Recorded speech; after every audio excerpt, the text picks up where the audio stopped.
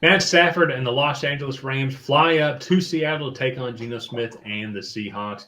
My name's Tyler, here with my brother Ryan, and we're going to break down this Los Angeles Rams Seattle Seahawks Week 9 matchup. But before we get into that, we do have a goal of getting to 100 new subscribers for these Week 9 prediction videos we have going out. So if you have not already, go ahead, hit that subscribe button, leave a like and a comment. Let us know who you think is going to win this game and why. So, Ryan, NFC West is super tight. We are recording this right now during the Sunday Night Football matchup here, so we'll need to see how the Niners do. But as of right now, the Cardinals and Seahawks are tied at the top at 4-4.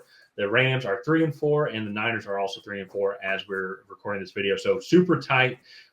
This division is going to come down to the wire. It's going to be very fascinating to watch as all teams. Well, I don't say all teams are playoff teams, but there's a possibility to. They absolutely have shown spots and brilliance. Moments of brilliance throughout the season where they could host a playoff game here. And this game's going to have major impact when it comes to that. The Rams are starting to get healthier again. They got Puka Nacua back and Cooper Kupp in last week's game. Actually, Cooper Kupp came back the week before, but Puka Nacua back as well over their Minnesota Vikings Week 8 victory on Thursday Night Football. The Seattle Seahawks are still banged up as well, and that was highly noticeable against a really good Buffalo Bills team in Week 8. What do you think of both these teams so far halfway through the season, and what are some areas that you think that they need to keep improving on as we move forward? Yeah, I think you look this Rams team, their season has kind of been derailed due to injuries up to this point so far. And so I think just kind of getting back and building some continuity with this offense. And I still think the secondary is a bit of a liability, but this pass rush and that defensive front has done a pretty good job as of late, just kind of covering up some of the holes on the back end of that defense.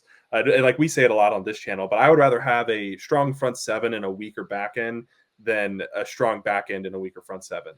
Just because it's easier for that front seven to cover up some of the holes that secondary could have, just with a pass rush, getting after the quarterback, kind of forcing the quarterback to make some inaccurate throws.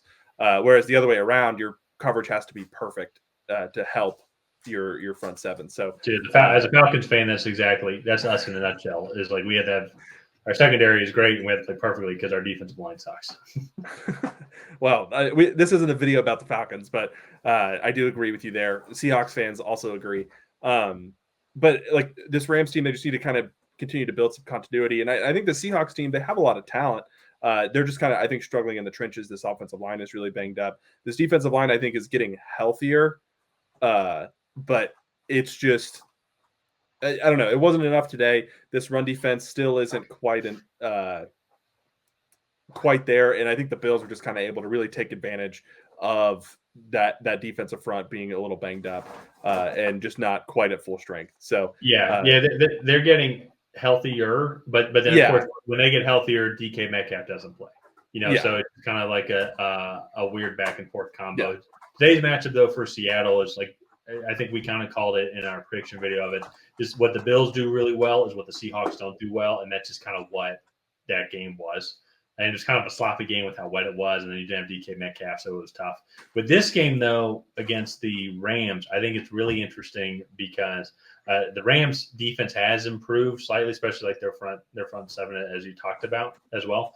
But their secondary is very weak. So if DK Metcalf is able to come back, it's going to be a really fun matchup between DK Metcalf, Jackson Smith-Njigba, Tyler Lockett, Geno Smith, and this Rams secondary. Like how can they contain them as well? Because if that's going to open things up also in the passing game, might open some things up more for Kenneth Walker and company as well to have trying to be a more balanced attack.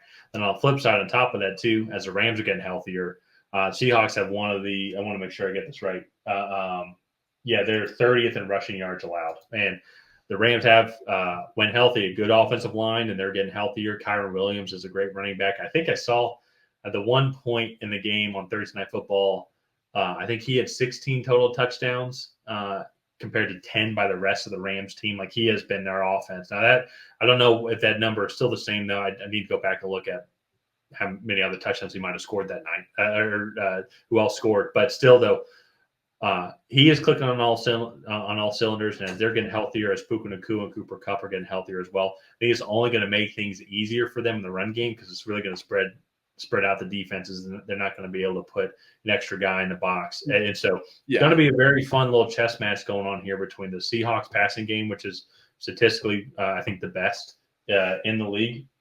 Yeah, they're first overall in passing yards against this Rams secondary, which is very weak. Then on the flip side, then too, this Rams offense, as it's getting healthier, can the Seahawks defense just be good enough to hang on if this goes into a shootout?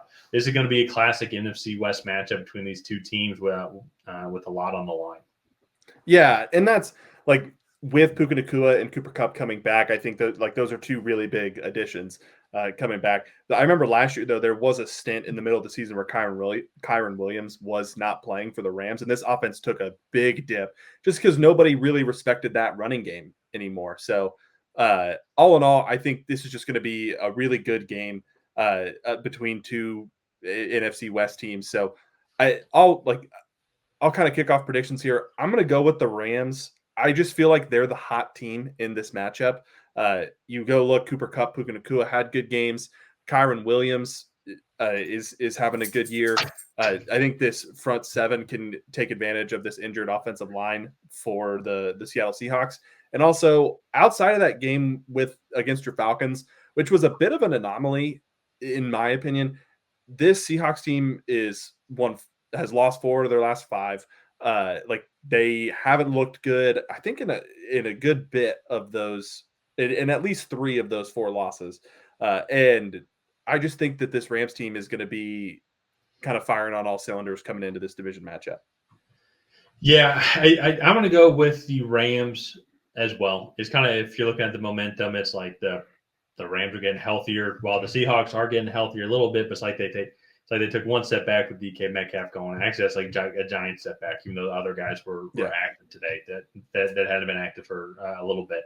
But the Rams are, I think another thing to kind of factor that is just the Sean McVay system and guys already being in that system for a long time, while you have Mike McDonald, who this is his first year as the head coach, then trying to figure things out while also guys still being injured as well.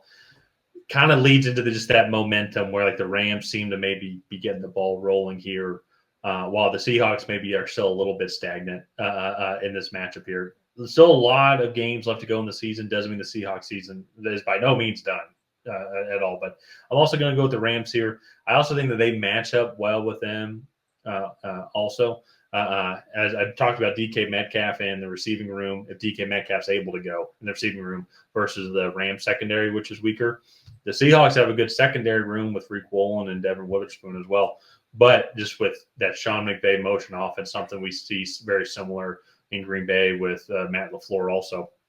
That's just really hard to defend, and all the speed that they have on the outside just kind of creates a havoc for the Seahawks, for all defenses, especially too, I think the Seahawks defense as well. So I think the Rams are going to win this one. I think it's going to be a fun game to watch. Going to come down to the wire. I think it's going to be 27-21 Rams victory. Yeah, I'm going to go 31-24. I just think the Rams getting those weapons back, I think is going to be really big for them. And I think they're going to put up a good amount of points here. So let's go ahead. We'll wrap this one up here. If you guys have not already, please go ahead and like and subscribe. It is the best way to help out the channel. While you're down there, go ahead and leave a comment on who you think is going to come out ahead. Will it be the Rams? Will it be the Seahawks? And other than that, we'll see you guys next time.